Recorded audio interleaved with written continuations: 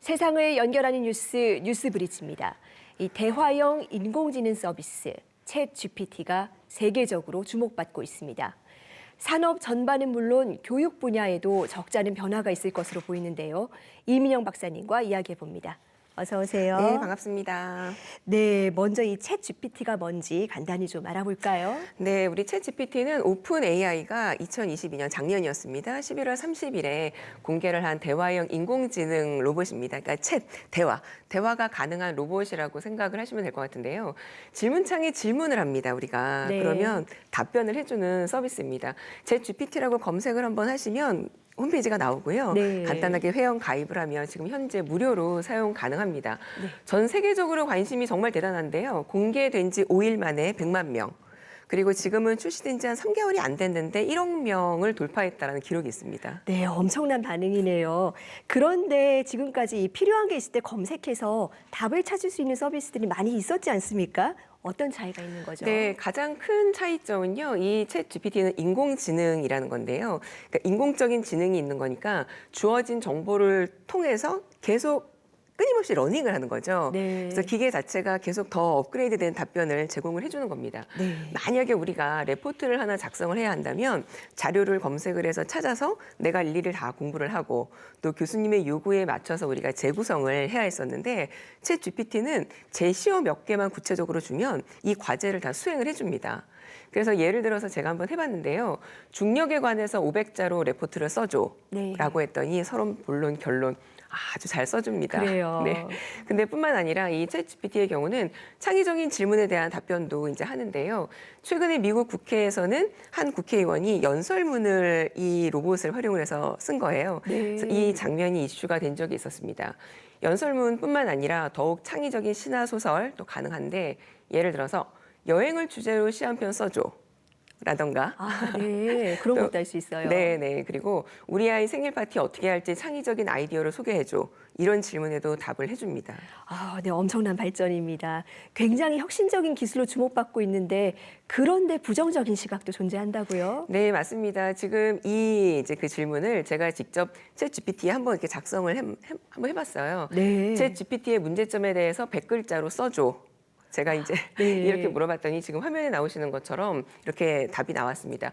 그러니까 제가 자료를 더 찾아보지 않더라도 굉장히 일목요연하게 3가지로 답이 나오는데 네. 데이터의 편향성이 존재할 수 있다. 또 학습된 데이터의 범위를 벗어나면 답을 못하거나 오답을 이야기하기도 한다. 그래서 여전히 발전이 필요하다라고 본인에 대해서 이야기를 하고 있습니다. 아, 그래요. 그 챗 GPT가 스스로 인지하는 문제점들이 있네요.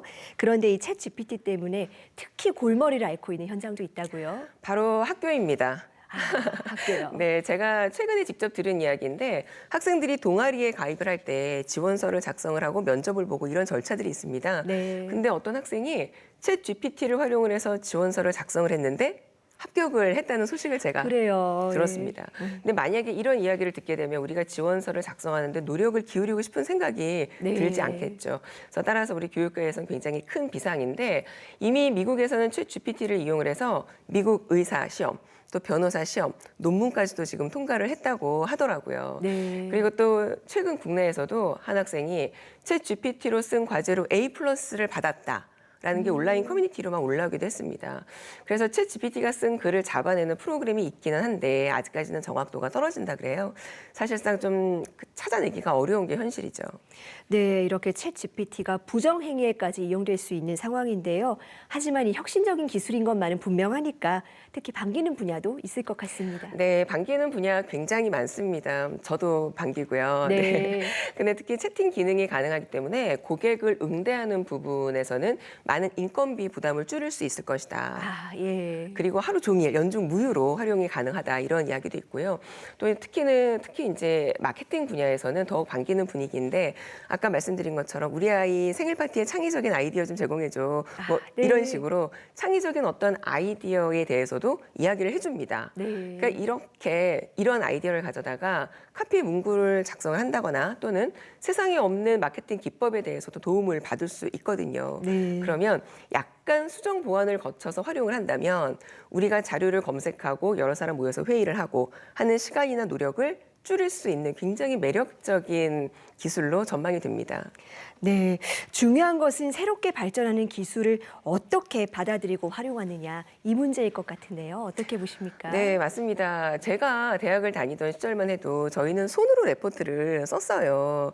그래서 도서관에 가서 뭐 문제를 찾고 뭐 자료들을 찾고 공부를 하고 그랬는데 컴퓨터가 등장을 하면서 이런 과제 패러다임도 달라졌죠. 네. 그러니까 도서관을 더 이상 우리가 갈 필요가 없고 책상에 앉아서 컴퓨터만 있으면 뭐든 가능한 그런 시절이 됐습니다. 그러니까 굉장히 많은 부분에서 많은 정보가 있기 때문에 편리해졌다고 이제 볼 수 있는데요. 챗 GPT도 마찬가지라고 생각을 합니다. 우리의 삶에 있어서 조금 편리할 것이라고 생각이 드는데 가장 크게 달라질 부분은 우리 교육 현장일 것 같습니다. 네. 그러니까 앞으로 우리의 교육은 암기 위주가 아니라 인문 교육이 아무래도 중요시 될 것 같고요. 근데 사실은 오래전부터 인문 교육의 중요성을 언급하기는 했는데 그럼에도 불구하고 우리 학생들은 시험을 봐야 되니까 그렇죠. 뭐 수학 문제 하나 더 풀고 영어 단어 하나 더 외우고 이랬었거든요. 근데 최근에 한 컨퍼런스에서 카이스트의 이광영 총장이 이런 말씀을 하시더라고요. 앞으로 우리가 키워야 할 역량은 정보나 지식의 습득이 아니라 챗 GPT를 활용을 해서 얻어낸 정보를 종합적으로 판단하는 능력이다. 이렇게 이야기를 한 바 있습니다.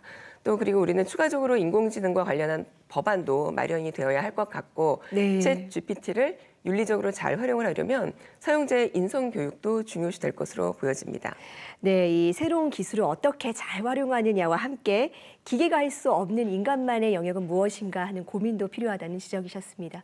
오늘 말씀 잘 들었습니다.